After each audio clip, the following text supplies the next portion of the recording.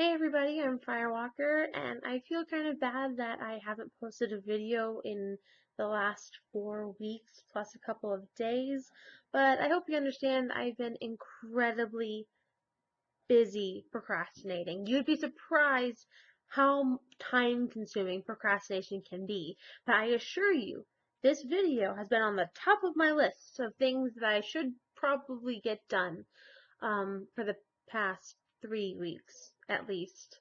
That being said, this video is supposed to be filmed and uploaded on February 21st of 2015 because that would be the 9-month mark from when I had the fallout with my parents, when I finally said, to hell with religions, but altogether.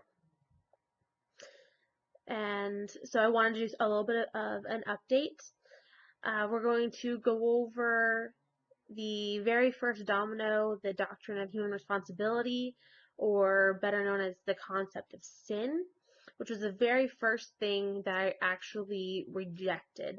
And without that foundation, the rest of my faith, the rest of my religion just fell to pieces. So I want to go over that today, and then at the end answer some of the questions that I put out on Facebook. Said you guys ask me whatever you want to about the last 9 months, and I try to do what I can to answer that. And some people submitted questions. My uncle put in some questions, so we'll go over those at the end too. All right. The doctrine of human responsibility is essentially a mix of the ideas about free will and also sin and responsibility. I define it as the idea that one has free will and is fundamentally and ultimately responsible for one's actions as though one's decisions were entirely under one's control. It is the basis of the concept of sin. And it works like this. If God is perfectly moral and just, God punishes some or many with eternal damnation, and Jesus is saving us from the penalty of our sins, then sin must be something under our control. Otherwise, such a harsh punishment would be unjust. Conversely, if our actions are a direct result of our biology, environment, and upbringing, essentially, if person B had the exact same biology as person A, the exact same upbringing and personal experiences as person A, and the exact same environment as person A, then person B would make the exact same decisions as person A. Then, one cannot be ultimately responsible for one's actions, because one's actions are a result of things out of one's control. And as per usual, the main opponent of the whole Christian idea of things, the doctrine of human responsibility, is science. I first started thinking about this concept during the fall of my junior year at a Christian university during social psychology class. The teacher didn't say anything to make me think about this. She didn't make a case against free will or anything like that. She was telling us about an experiment where they put, I guess, as an electrode in a bull's brain and were able to turn off the bull's rage by sending a tiny, tiny electric current through a specific spot in the brain. And just the way my mind works, I take in new information and then I look at how to apply it. I, compare it against my worldview. I was like, okay, well, what does this mean for real life? And I look for an application. And it got me wondering, well, we seem to think that specific parts of the brain are responsible for specific things, like emotions, language, creativity, analyzing, anger, etc. You're welcome. And how much of that is really in our control? We're able to change that, which in turn got me to thinking, I have recurring major depression and also some general anxiety on top of that. And the current research is saying that the depression is caused by low serotonin and or dopamine levels. Do I cause those levels to go down? I mean, it's a clinical depression, but there's not like a death in the family or anything like that to trigger it. I'm not sad. It's just every so often I can't get out of bed and I don't want to do anything or eat and nothing sounds interesting and uh you know, the list goes on. It's a very physical, invisible illness. So that's something that's beyond my control. Would I do things differently, have done things differently, have said things, made different decisions differently if the serotonin and dopamine levels in my brain weren't whack? Probably. Probably, yeah. Things would probably have been very different in school, in high school, middle school, elementary school, were it not for that. And that causes me to have different experiences. Or there's a correlation between that and different experiences. Actually, you might even be able to say causation. To having different experiences and meeting different people, and um, that helps inform my other decisions in a way that somebody without this experience might not. And actually now they're doing some pretty promising research into whether brain scans can help diagnose specific mental disorders like bipolar disorder, schizophrenia, etc., as the list may go on. And they're having some mixed results on that, but certain aspects of it look pretty promising. We also have research done into the brains of psychopaths and serial killers, and it seems that the parts of their brain that are responsible for empathy don't work properly, don't work in the same way as somebody who does not have psychopathy or sociopathy or antisocial personality disorder. And they've done a good bit of research in that. It seems like that area of the brain doesn't process information or emotion the way that it does for most everybody else. Instead, areas of the brain responsible for language and analyzing light up instead of a part of the brain responsible for any emotion. And I think it would be kind of ridiculous to say that doesn't affect their decisions in any way, especially if you're talking about psychopaths, sociopaths, and people with antisocial personality disorder who have been arrested and convicted of certain crimes, including but not limited to, serial killing. So is that their fault? Are they responsible for the fact that their brain isn't working, isn't wired the same way as the rest of society? Is that something that's honestly under their control? It doesn't really look like it. And without this control, with the brain malfunctioning or working in a different way, and how that affects us as people, how that affects our decisions, our experiences, it doesn't seem plausible to me that human beings can ultimately be responsible for their actions in such a way that would constitute sin. And also, if you think about hindsight, if I knew then what I know now, I would have done things differently. But you didn't. The knowledge that you had affected your decision. So how much are we responsible for experiences and knowledge that we don't have?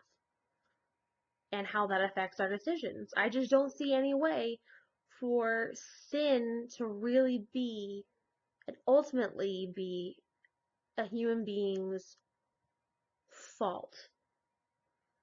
I'm not sure that they have we have any control over these things that you might define as sin.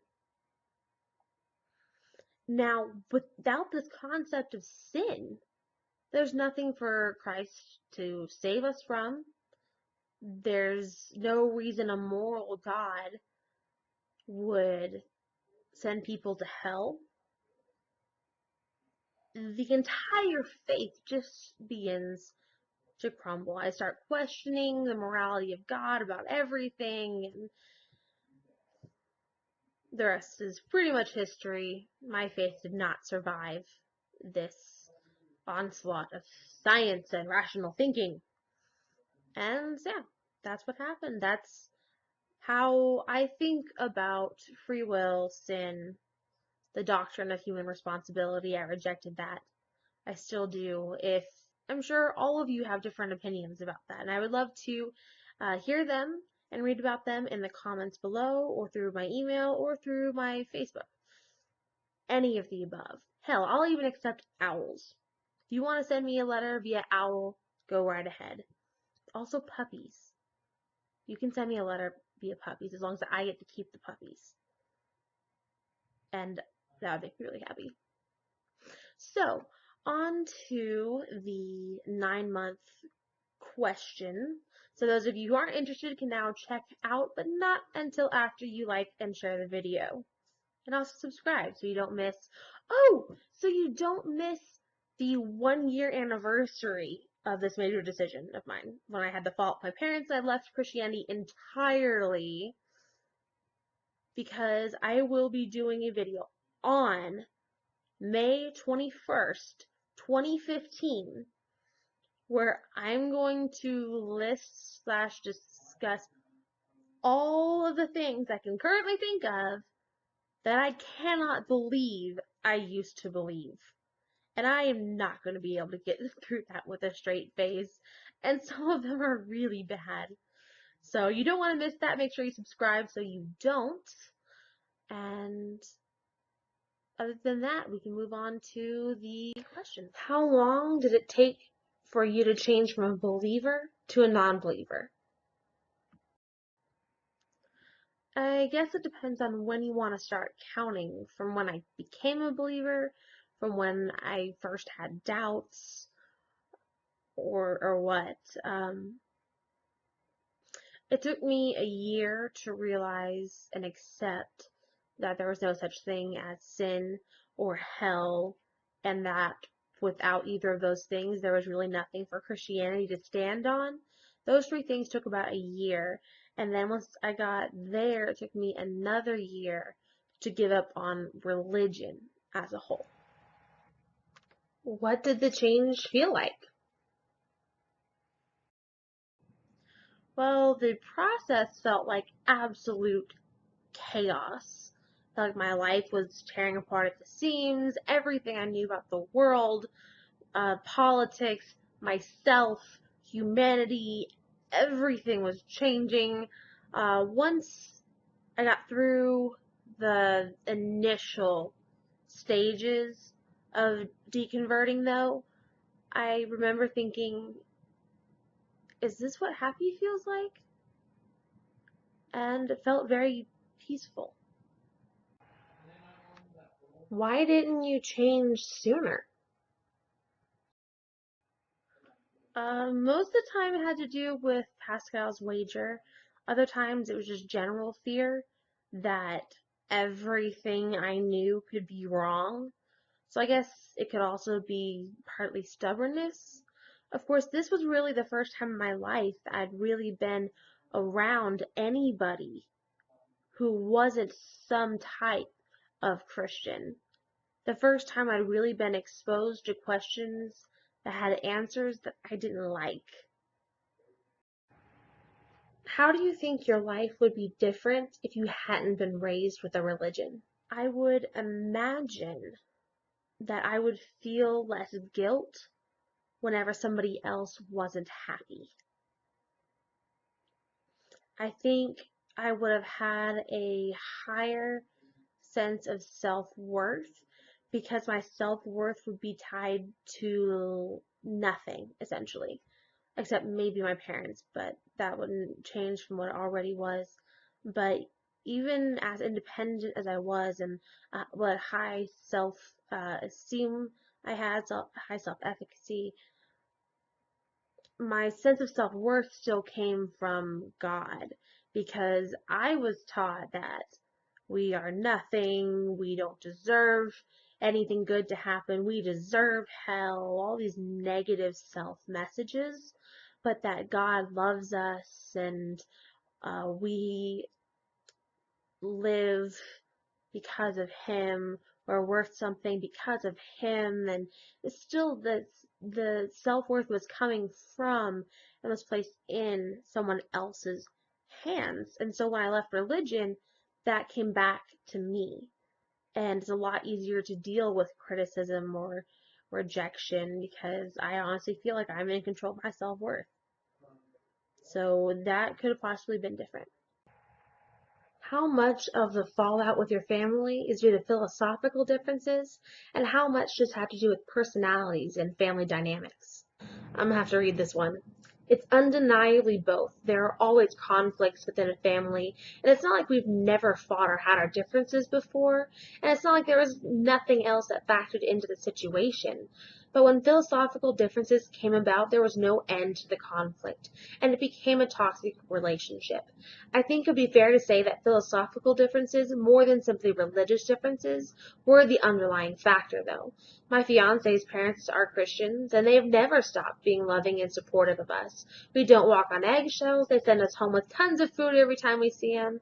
Yeah, we disagree sometimes, and I know that they don't agree with some of our decisions, but I've never felt that their affection or support was contingent on us doing what they wanted us to. Of course, they are very moderate Christians, while my parents are very much fundamentalists. There is no doubt in my mind that we would still be talking had it not been for the philosophical differences. What is the best thing resulting from your break with the past, and what is the worst? The best thing is definitely the sense of peace that I have now. Now that I've lost the cognitive dissonance, I think. Higher self-worth, less anxiety, less depressive episodes. I just feel so much better. The worst thing would be quite obviously the loss of relationship with my mom, my dad, and my sister. Obviously, I wish that didn't need to happen in order to get me to where I am right now. But if I could go back, I would do the same thing. Why is your name Firewalker? Because June 2014 sucked. Seemed like everything was going wrong on multiple fronts of my life.